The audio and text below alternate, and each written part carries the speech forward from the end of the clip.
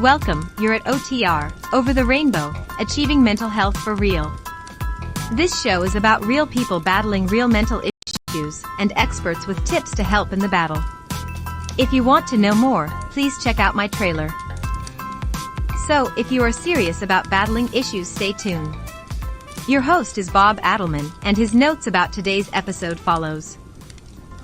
Today's episode is a talk with Wayne Shipman as I speak to him about his journey to homelessness and his recovery, and how he finds peace with his new wife and new life. He suffers from bipolar and bipolar anger, which is similar to the anger that I express with my symptoms of anxiety-depression and ADHD, which I suffer from. We talked so long that I broke it up into 2 episodes, which premiere Season 7 of OTR, Achieving Mental Health for Real. Part 1 will premiere on Christmas Day, and then again on January 3rd, 2022 along with Part 2. So enjoy the interview.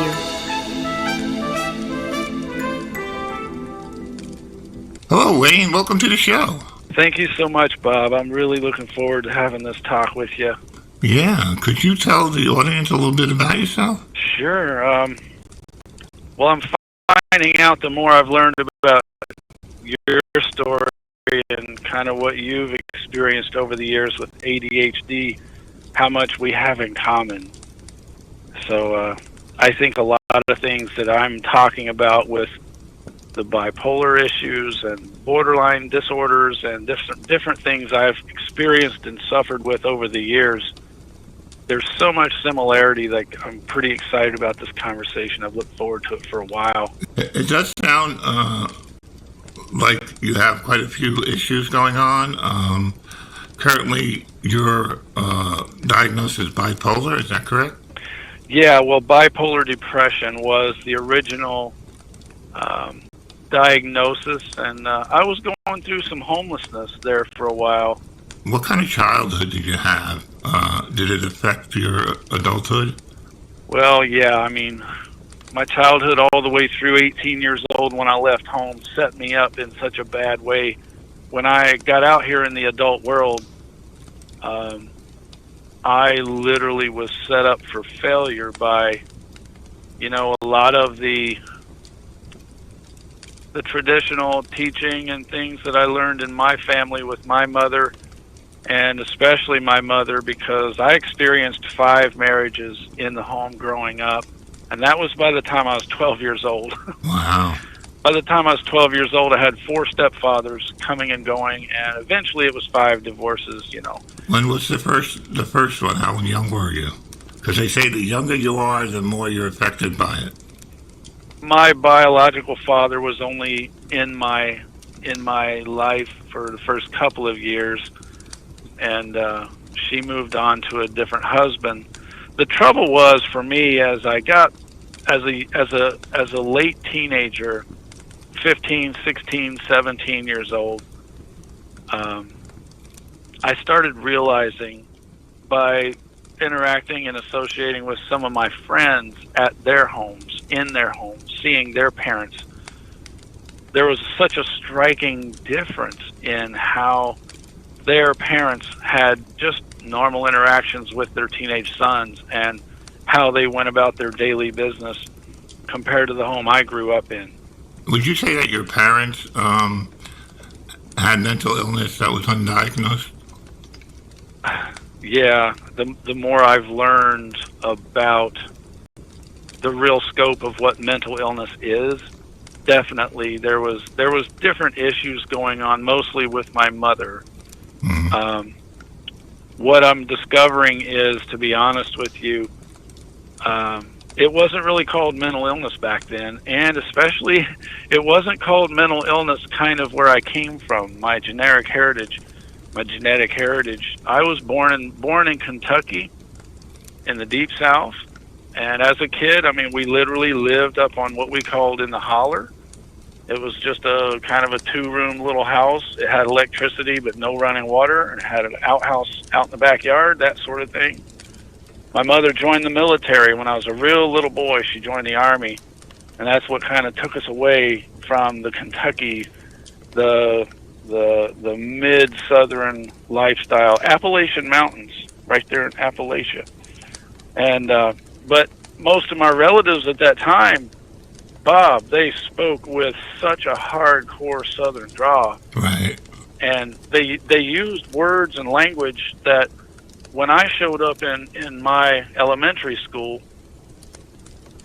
my teachers hardly even knew what I was talking about most of the time because I was using words they'd never heard of, you know what I mean? Yeah. And so through the years, this stuff that I was experiencing, which was mostly severe social withdrawal from my friends, from school, from anyone that my parents would bring over for the weekend, or to, you know, if they had a barbecue cookout or whatever, I was the kid trying to stay in the room with my door closed. Would you say you had a lot of social anxiety, and that's what caused that? Yeah, extreme. And yeah, I'm that way too. Yeah, I just didn't have social interacting skills, man. Right. Later in what I learned later on was I had such a poor self-image of my own self.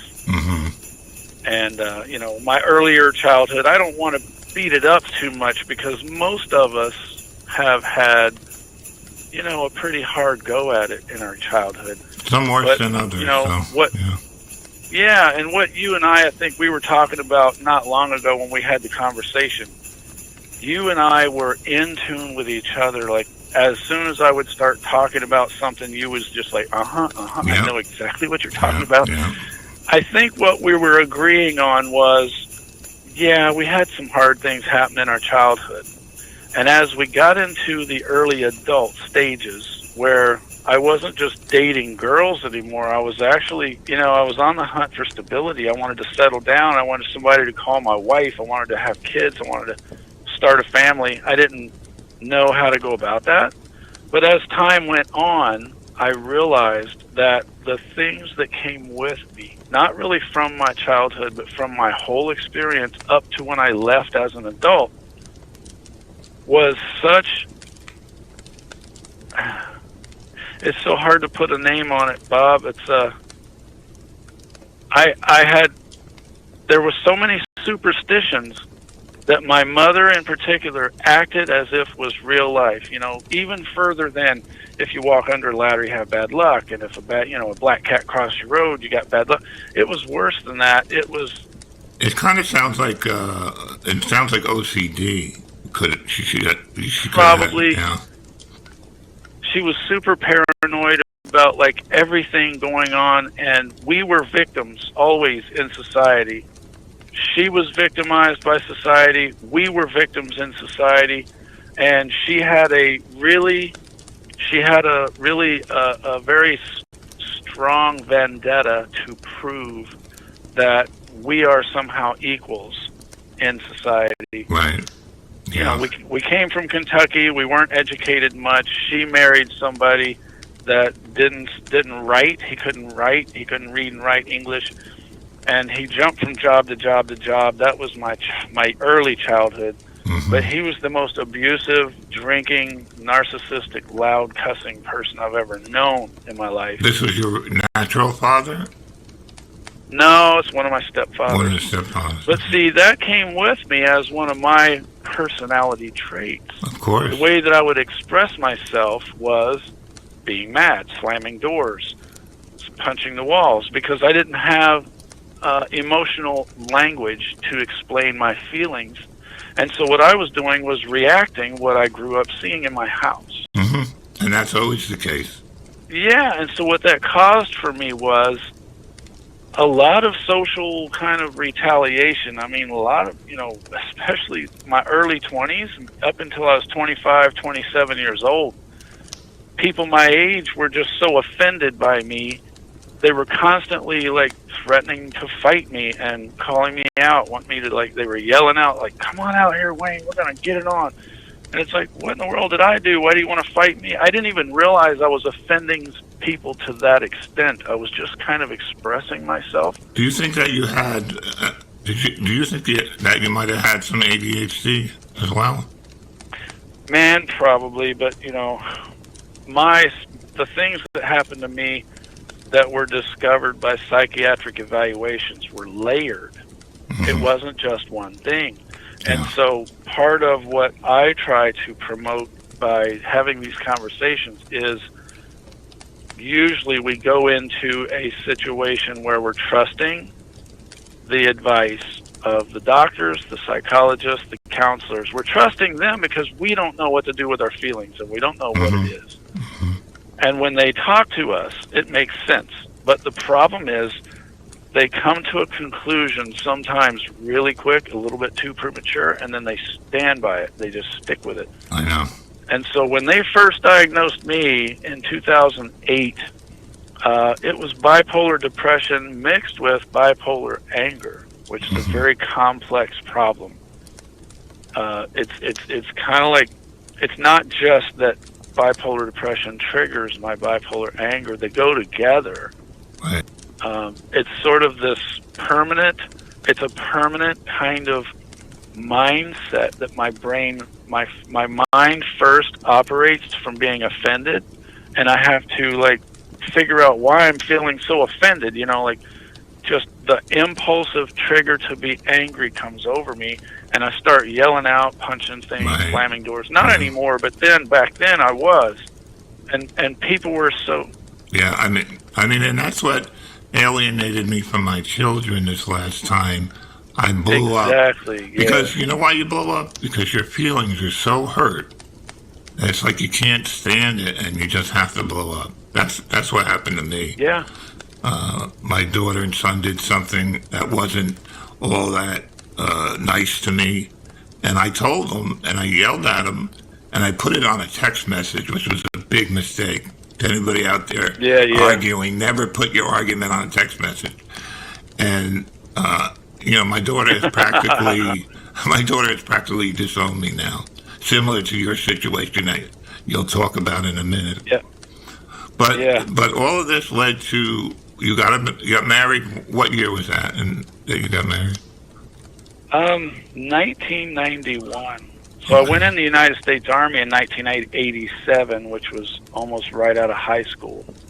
Went in the Army, and I thought I was just going to be a patriotic soldier. You know, my mother was in the military, but I almost had no respect. I didn't really have a lot of respect for the persona that I always saw my mother representing as a soldier. And I mean, I'm trying to walk on this with eggshells, but the truth is this. My mother joined the military in the mid-'70s, early 1970s. I don't know, 74, maybe 72. During that time, there was very few females in the military. And so when she came into the United States Army, she had a chip on her shoulder. She had something to prove about females being equal. And it was a pattern that I saw. It followed her until the day she retired. She retired, I think, in 1996 or 97, something like that. She retired after 20 years in the military. And it was hard for me, even now to this day. I'm 53 years old. And when I see her, when I think of her military career, she spent more time defending herself as a female in the Army, trying to prove that she was the equal to everyone else. She spent more time kind of threatening everyone in the chain of command with like sexual harassment accusations and just. But the problem was, a lot of times, Bob, they weren't actually doing anything like, you know, belittling her as a female. They were just simply trying to communicate with her and tell her, like, look, you're just doing this wrong. And she would yell at them. She'd say, it's because I'm a female. It's because I'm a female. She had this complex. So somehow, later in life, that kind of came with me, not as being a female, of course, but trying to be people's equal. And I had this extremely terrible, negative self-image about myself. I had no example as fathers. I had 4 stepfathers as examples, and they all had extremely different personalities and things. And we moved around so much every 3 years or whatever. We moved around because we were in the military, so I never had stability. So coming in now, I got married in 1991, and this was a result of kind of an accidental pregnancy. And I just tried to step up and be the man. I tried to man up. That doesn't work a lot of times. Yep. Yep. I just stood up. To her parents and everybody, I just stood up with my hand over my heart, and I said, you know what? I'm going to take responsibility here. You know, Bob, we had no business in the world getting married. Neither one of us had relationship skills. She also had a terrible self-image about herself. She was just kind of fragile and easily offended emotionally, and so was I. That's so familiar because I loathe myself because with ADHD, I was constantly making stupid mistakes, and people would pick on me. They'd make me into a clown. And I had no self-esteem, and I met a girl, and she had less self-esteem than I did. So she thought I was cool. We went out for a while, and I'm telling you, I just latched onto her. It was like, okay, I got a girl, I'll never get another one. Let's get married. Yeah, I was like that. I said, how can I get a girl the way I am? And then I finally got one from a friend. We went on a blind date, and I said, hey, you like me? Okay, good, let's go out. And I never let go. And, you know, of course I should have let go. I was just thinking about this the other day. I should have let go within 3 months. I should have said, no, it's not working. But I was terrified that I would never get another girl, and I'd be all by myself the rest of my life. Well, I didn't realize at the time, that early in my life, I was 20, probably 22. And at that time, being in the Army back then, 1987, 1988, 89, 1990, in the military where I was not like in a combat unit. We were in a combat-ready unit, but I never actually had to see action. But the trouble for me was I was around real soldiering men who were self-confident, who were emotionally strong. They weren't, you know, the alpha male with a chip on their shoulder. They were just confident people in their skills. I was wearing a military uniform, but I was trying to I thought if I just played the part, I would look like a soldier, act like a soldier, be treated like a soldier, but people could see through my stuff, and they knew something was wrong with Wayne. And so anytime anyone approached me, this is kind of what I'm getting at, anytime someone approached me, pulled me aside, said, hey man, you know, I can see that there's something going on here. What's really going on with you? I would first react by getting offended. Yes. And that's how I saw my mother. I didn't know this at the time, but I was I didn't have skills of my own. I didn't have skills to negotiate someone confronting you saying, I'm looking you in the eyes and I'm telling you, I see something here. What's going on with you? Yeah. My defense, since I didn't have a language to explain my feelings and I didn't understand my feelings, was to act offended, act like I'm going to bring charges on you for accusing me of something. You know what I mean? And I went into my marriage with that. Yeah. It was worse than just having immature skills. This is real deal psychological problems called a disorder. Right. So we were talking the other day about the difference between, mental health turns into mental illness over time. And regardless of what our peers think about it, what our children think about it, what our wives think about it, it's something very real. But as men especially, and women have the same challenge. I'm not just, segregating men and women. We're told that we're not supposed to cry. We're not supposed to feel like that, quote unquote. And I had so many people come to me and say, man, you can't walk around here all tore up about what happened 2 weeks ago. That, you broke up with your girlfriend, so what? And it's like, you don't understand the story, And they didn't want to hear the story. They just wanted to see me act. They wanted to see me act as the alpha male with a military uniform, I didn't have that ability. You have trouble letting go, and that's what I have. I can't let go to something. I mean, I was fired from a job 3 years ago, and I'm still mad about it. Well, it rattles around in our mind, and OCD. It's not you doing it. Yeah, it's not you doing it. It's your mind doing it. It's the filter that we process things. It's hard for us to, or at least for me, to forgive. I have a hard time in forgiving. Yeah, and we were touching on that too, and it's like the forgiveness issue to an average person means I'm going to forgive what they did to me back there so that I can move on, so I can quit dwelling on it. But it doesn't mean now I'm going to call them on their birthday. Now I'm going to call them on their Mother's Day. You know, now I'm going to call them and tell jokes and be happily ever after. That's not what it means in my world. People that have, you know, minor offenses, Bob, is easy to forgive. But somebody that actually complicated my life so much that I lost 3 decades of my life in confusion, lost relationships.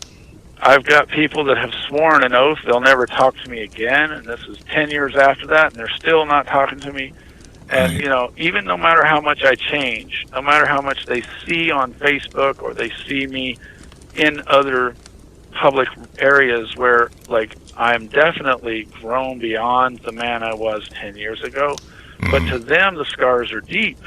Right. Yeah, and so it seems like it's okay for them to hold an offense, but it's not okay for me. Well, they do it in just the right way. Yeah, they have a way to do it. I'm sorry, but it bothers me. I believe you. And so what happened was, after your divorce, tell us what happened that led to your eventual homelessness. Well, the marriage lasted like 8 years, and it was more like 8 years of every 6 months or every year or so we would try to split up, and then we'd get back together trying to do the right thing. We had 2 children together.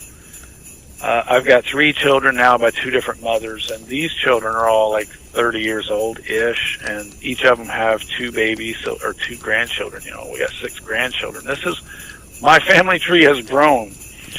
And over the years, I just focused entirely on trying to be the husband, the man, the provider, the partner that I was expected to be and that society says that we must be. And I just didn't have the skills, and I couldn't figure that out, and that was my frustration. So by the time we separated in 1998, mind you, I was like 32 years old, 34. I was 34 years old, I think. And I just went on a freelance kind of get away from society trip across America. Honestly, I just like, you know what? I don't have anything holding me down anymore. I'm just going to go visit some lost relatives along the way. I'm going to go to Kentucky. I'm going to go to Indiana. I'm going to go to Portland.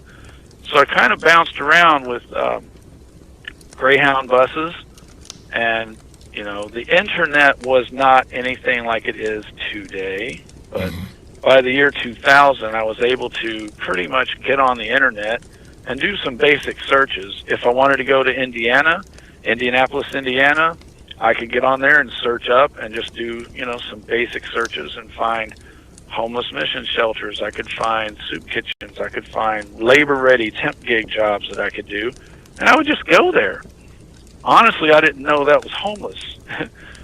I did that for like 2 years, though, and people was telling me, like, man, when are you going to settle down and be responsible? It's like, be responsible for what? Everything I try to do and try to work and, you know, try to build up, the woman either leaves me or, you know, something happens at work, I get fired, and it's just for nothing. I thought society was a kind of a facade, like it's kind of a fake reality that we just have to go every day, be there at 7:30, leave at 5:30, never talk back, never be in a bad mood, never have a bad day. Not possible. Politically correct. Yes, be politically correct. Well, by the time I learned those skills, I was in my 40s.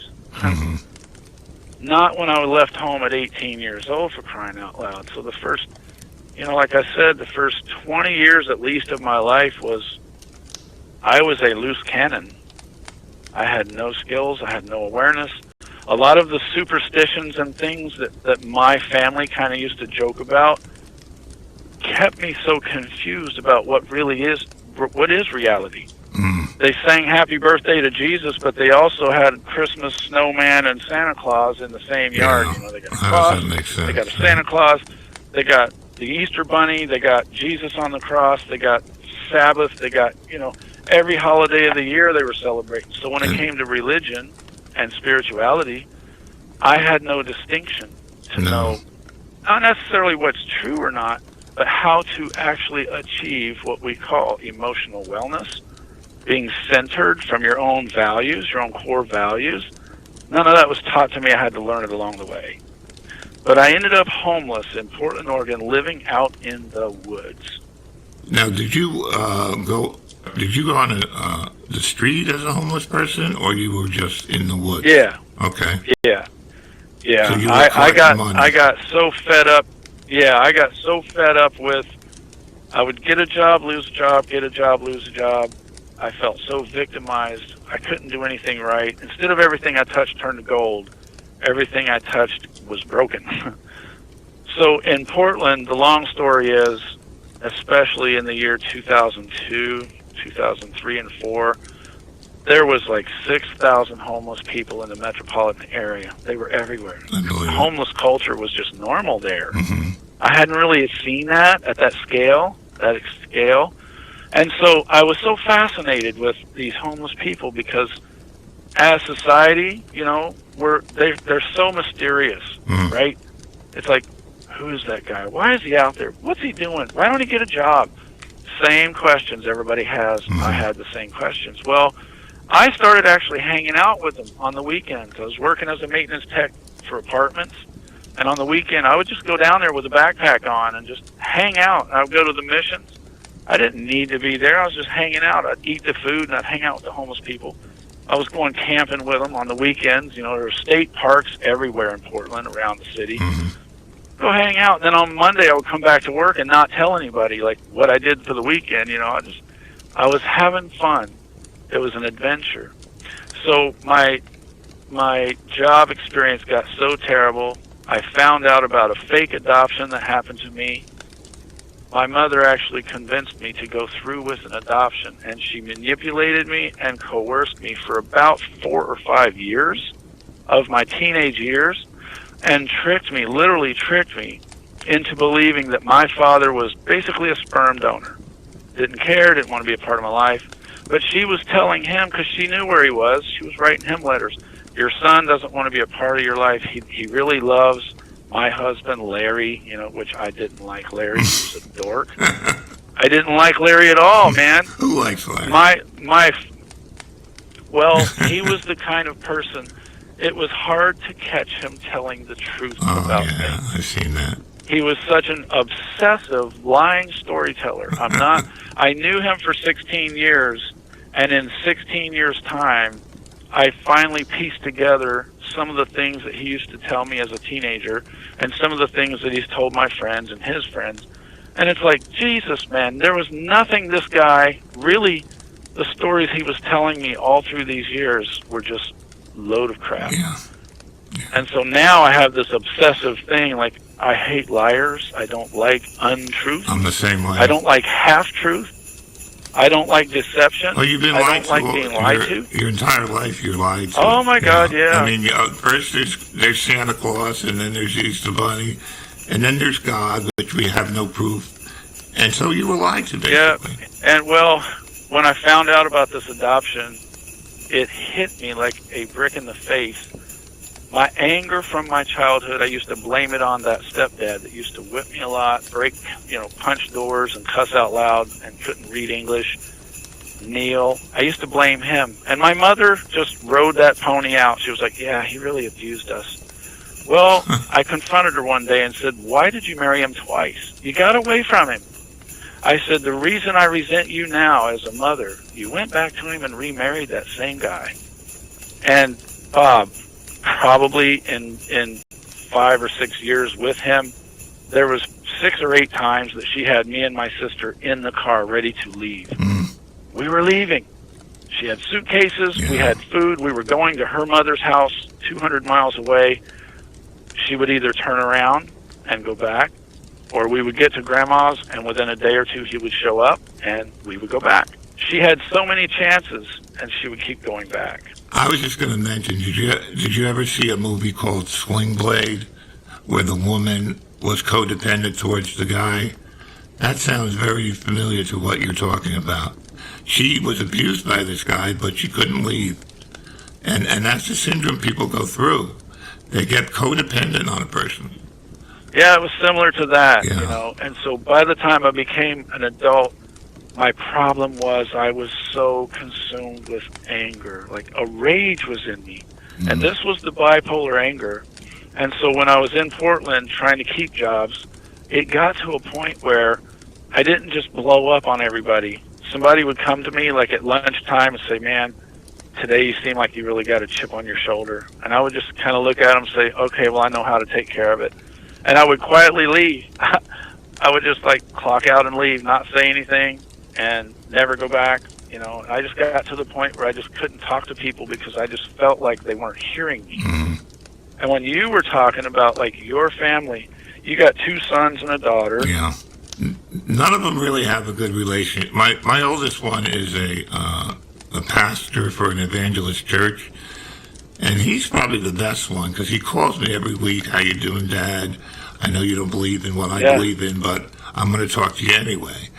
And then my middle son is a Republican Trumper, and we go back and forth, and it really gets too ugly. I don't do it anymore. And my daughter, we had some incidents, like I showed up late to her wedding because I was deathly sick. I came from the hospital and I traveled on an Uber all the way down to the wedding. And she blamed me for that, and then there was a couple other incidents. And then that final incident where I yelled on a text message, and she hasn't talked to me in months. Yeah, it just destroyed our relationship. Well, when you told your children over the years you've been trying to communicate to them in particular that you know what your problem is. And they don't believe you it. And I agree. That doesn't mean it excuses our behavior. They don't believe it, and it's not uncommon. I talk to so many ADHD people in a group, and every single one of them says the same thing. People don't believe it's real. They don't believe because they don't have it. They believe it's an excuse. Well, you're just using that as an excuse. You got ADHD. Okay, whatever. So why are you so mean to me? Yes, exactly. Well, I get the same thing with this bipolar. It's a trigger. Bipolar is a trigger. And the more I've learned about it, it is so complex, just like your ADHD. Mm-hmm. Even though we might take meds or whatever we do, it doesn't change how the brain functions. Mine is called a bipolar brain. It's not like Wayne has bipolar depression. No, Wayne has a bipolar brain. Mm-hmm. So my brain functions from the bipolar wiring, and I'm the one inside of my body noticing my reactions, and I'm the one that has to take control of my own reactions, which is usually too late after I say things. Right. You blurt things out. I do that all the time. Didn't you say that one of your son told you, you said, you know what, I have really serious ADHD, and he said, well, that's a convenient excuse for being such an asshole. Exactly, and he said that I have narcissistic personality disorder. That's what he calls it. Yeah. And they are close. Yeah. But there's a they're distinct very, difference. very related. They don't want to own it. They don't want to own it. They'd rather ignore it. It doesn't exist. I'm going to ignore Dad because he drives me crazy. That's it. Let me live my little poly world, and that's it. I mean, they don't want me in their lives because I'm negative, and I'm this, and I blurt things out, and I'm rude, and I interrupt people. Everything is my fault because I have a different type of brain than they have. And this is an oppressed, we're an oppressed minority. That's what I call it. Because there are a lot of people out there in my audience that have ADHD. I've reached out a couple of times and said, what are you guys suffering from? Zero response. Because I believe that they just don't want to admit it. They don't want to admit it to the public, let's say. And I get no responses, but I know these people are watching and listening to the show. So it's a hard thing to admit that you have a problem, and that problem is causing relationship problems. And they say people with ADHD commit suicide more than most other groups, and their families. Yeah. Their families commit suicide because they can't adapt. So It's a super big problem, and nobody's doing anything about it. I'm trying to, but, you know, how much can I do with a podcast? Only so much. Right. When I was just hanging around in Portland, hanging out with the homeless people, I was so attracted to them. Now, I'm not talking about the guy that's standing on the corner and he's wearing shredded clothes and he looks disgusting. I'm not talking about them guys. I'm talking about ordinary people that are experiencing homelessness, and a lot of times it is not just because they can't find a job. It's because they can't function with everyone else. Well, I've learned skills now, but back then I couldn't walk into a lunchroom at work with 15 or 20 other people and just sit down and have small talk conversations. Talk about fishing, talk about motorcycles, talk about horses, talk about birds. Yeah, because I didn't have anything really to talk about. I was so used to people pointing out my faults that I really didn't want to engage with people. Well, then that made them suspicious because I was the guy sitting in the corner by myself. And then they would come approach me later on and say, man, how come you just don't hang out with us? And it's like, because as soon as you get to know me, you're just going to start, badgering me and, Yeah, and abusing you. Do you know how much abuse I took? At work, I had several jobs where they basically, like I went on vacation one time, and they ransacked my whole office. They taped my phone to the thing and everything. And I went to my manager and said, they have to stop doing this. And they came to me after that, and they were ready to kill me. They were ready to kill me, literally. So I couldn't take it anymore. Unfortunately, one of the traits of bipolar, and I think it's one of the traits of ADHD as well, is when someone offends you deliberately. Like, we get offended easily, but it's usually people don't mean to offend us. They're just interacting. We take offense to it, but when someone deliberately offended me back then, I would go home and I would work on it and work on it. I perfected narcissism as a retaliation because of my emotional wounding. Like, if somebody deliberately hurt my feelings and walked away laughing about it, it hurt me so deeply that I would, plan my moves. And then the next time I saw them, I would have something, so profound I would say to them. They kind of wouldn't realize how offending it was until they had time to think about it. Well, then they would be standing out in the parking lot like, come on over here, come over here, come over here. It's like, man, why do you want to fight? Like, you're the one that started it. You said something to me, But what I was getting at about the homeless, I'm sort of an advocate now. I'm trying to work on, building a website and doing podcasting, but it's a very slow process. Bob, I've realized that a lot of homeless people, minus COVID, COVID is a different problem, but there's something like 250,000 nationwide, the population prior to COVID was 250,000 homeless people in America. And it's not just economic related. It's because as a society, we have sort of a template of how people should be. We have an expectation how people should be, quote unquote. And so then our children expect us to just kind of cater to their feelings. Wear a suit, Dad. My daughter would be upset I wasn't wearing a suit. And, it's like, I didn't have to, so I didn't. But she wanted to Ward cleave her father, I guess. And I didn't know what to tell her. I'm not Ward Cleaver. I'm a weird guy hangs out with weird people because the society doesn't accept us. ADHDers are not accepted. They won't even admit that it's a problem. And I bet you if you went and tested the homeless, 50% of them are ADHD or dyslexic. More than likely. Yep, I would say it's a... Well, you and I were talking the other day, and I heard this keyword that kept coming up. We were on the phone for a good 40 minutes. You said the word anxiety probably 15 times, and it caught my attention and stood out. And I don't think people realize how real of a problem anxiety is by itself. If you isolate anxiety and turn it into a disorder and then complicate that with ADHD or bipolar, what you have is the anxiety interferes with the skills that we actually do have. Anxiety causes us to amplify our worry about how people are going to interpret or receive us. I'll give you an example. Like, you know, holidays, right now it's Thanksgiving weekend almost.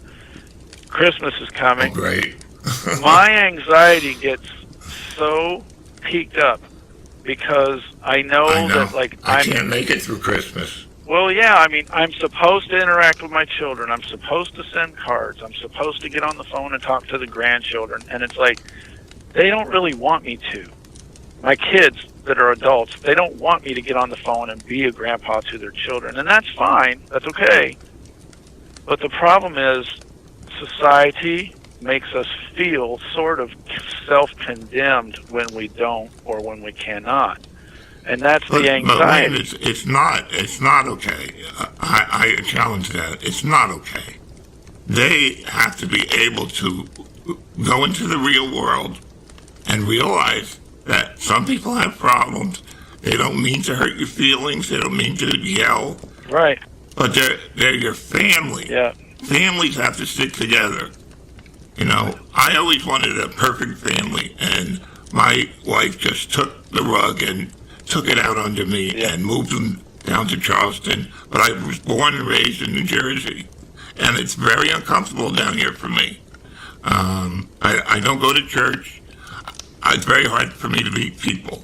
I mean, they're very nice down here, but it's really hard to get close to a Southerner. That's what I found. I'll probably cut that out, but I don't know what to do anymore.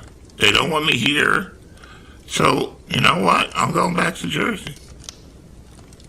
Well, we're dealing with social stigmas. I guess it's called society stigmas. There's a stigma which most people in society don't realize they're doing it. They judge us, right? They judge us based on who they are. Like, most people in society think they know what normal is. So if you're not normal, or if you're not what they think is normal, you're the oddball. And if you're the oddball... It's Facebook normal. Yes, Facebook normal.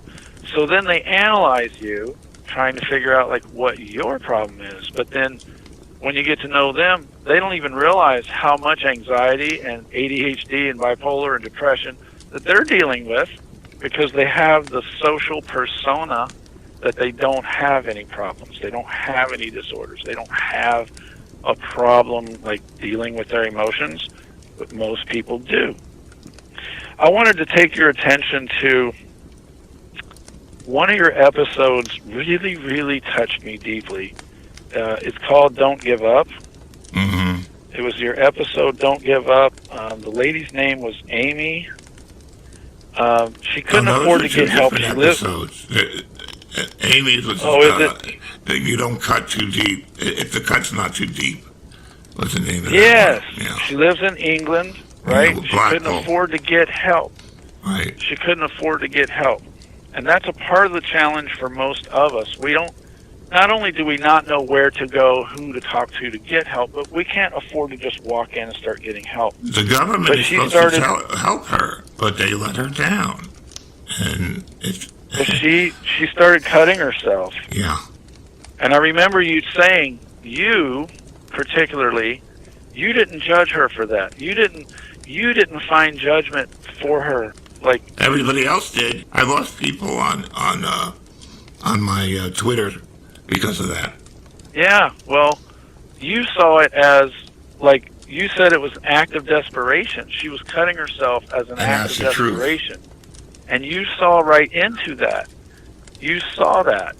And most people can't see beyond their own interpretation. That's what I meant by I went from Xanax to Xanax to get through it. And guess what? The alternative is what? Drink?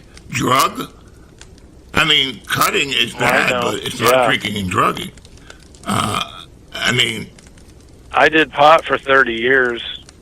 30 years Well, of my now life it's I legal, smoked pot, so. almost on a daily basis. Well, yeah, but I mean, I was smoking pot because I literally could not cope or function. I'll just put it like I this. believe I it. think you said what Xanax helps you to keep from killing myself. When I had the attack, I took a Xanax every time I got a chance because I couldn't live. I couldn't breathe. I couldn't move. And my wife was sitting there going, "Come on, snap out of it. You're okay. What's wrong with you? What's the matter?" Yeah, snap out of it. Man up. Well, that's kind of what pot did for me. Pot kept me from really exploring my feelings. And it had me, to be honest with you, it helped me have an attitude that I just don't care what people That's think. good. Lucky me, because I internalized things back then. I internalized things so deeply that a minor offense or even a minor joking, you know how some people are just joking, like, man, you look like you got 2 left feet. I would dwell on that for 3 or 4 days and be like, why in the world did he say that? And pot helped me to just not care, and it helped me just block out things. But what I've realized later on was I actually wanted to get, I'll shift gears here. I got to a point when I was homeless in Portland, living in a tent out in the woods, I realized, okay, I've gone too far. I've gone too far with letting society have this effect on me. I've gone too far with letting society convince me how broken I am, how useless I am. I've gone too far with how my children have convinced me I'll never be their dad. I'll never be their children's grandpa. How awful and is it's that? fine to a How certain awful level, is but that? It's awful. personally it still hurts. Would hurt anyone. Personally it still hurts. I mean, it's not fair. And so I got to the point where I literally had a rope. I had a rope up in a tree, and I was going to do it. And I finally realized, this is what I realized. Society drove me to that edge because I couldn't cope with what society thought of me as a person. Or what they wanted you to do. I had to find self-worth for myself that had nothing to do with anyone accepting me. Exactly. And that was my turnaround. Now that we say that all the time. There's 10,000 YouTube videos. How to be happy today. 6 steps to emotional well-being. You know what I mean? There isn't 6 steps to. It's kind of like do these 6 things and you will be a millionaire. You know, not everyone can do that. Not everyone can be a millionaire. Well, not everyone can achieve mental wellness and emotional wellness just by following someone's program. Right. That's what stranded me so bad. Everything I tried, Bob, didn't work because I was trying something that worked for them or something they thought should work for me. And since it didn't, I was broken, see? And so I got to the point where, regardless of my mental status, my emotional status, I realized I had to be able to accept what was happening to me as if it was real. Even though my children didn't want to hear it, nobody wanted to hear it. So I turned it around. I made up my mind. What I'm going to do is stop all contact with my children, with my mother. Because here's the thing. You probably would agree with this. I haven't heard you say it. The more that you try and get a response from them and they reject, the more you wound yourself. Well, not only that, the more that they will reject you because you're hanging on to them. They don't want to be hung on to. Yeah, you're so clingy. You're so clingy. And then the ghosting, like, man, the ghosting is worse than anything. My kids one day just blocked me completely, and they said, we're not going to unblock you. And I was like so taken back by that. Even today I'm taken back by it. And that's when I changed. I said, oh, shit, you know, I'm going to lose my kids, and that's the way it is. Maybe they'll come back to me one day. Yeah. But it changed. That's what I had to do because I realized that the core, I'm trying to figure out how to say this because we're running out of time. Yeah, the core amount of people. It's called codependence. Yeah. Well, it's called codependent, but for me, being bipolar and having like 9 out of 10 in the Diagnostic and Statistical Manual, the DSM-5, if you read about borderline personality disorder, it's a disorder. The core problem with someone that has these emotional problems is being codependent, Yes. but in an extreme way. Yes. It's not like I want them to respond to me, Christmas is coming, I want a Christmas card. No, it's kind of like you're suffocating me if I don't get one. Exactly. If I send a text message and a few hours go by, I would start obsessing about it. Like, oh my God, why aren't they calling me back? Well, maybe their phone is dead. I'll try Facebook. I'll try Twitter, so I would send like 5 messages with 5 different ways. Hated that. Well, that's what caused them to block me. Course, yeah. They were like, you are so obsessive. And it's like, no, I'm just so determined to get a response from you. And it's... But the more you did that, the further you're driving them away. I stopped contact with them, and I'm going to let them come back to me now. And I kind of made up with my son, but my daughter is out. She's a mile away, but 100,000 miles away. That's the way I look at it. We could be in the same room, and there's like no body temperature between us. It's just cold. Yeah, it's just terrible, and it shouldn't happen, but it does. And I think there's nothing you can do but hang out with the people that accept you. Yes, hang out with the people that accept you. I think that's an important thing. You don't want to stay friends with people that make fun of you and are always putting you down, because that's no help. You try to find people that won't do that, and it would help you a lot, I think. Okay, that's the end of part 1. We have a part 2. We didn't mean to go over so long, but we did. And I think part 2 will be just as entertaining as part 1 was. Alright, so I'll give you all my links in the description so I don't bore you with them. And so have a great holiday, and I'll see you next year.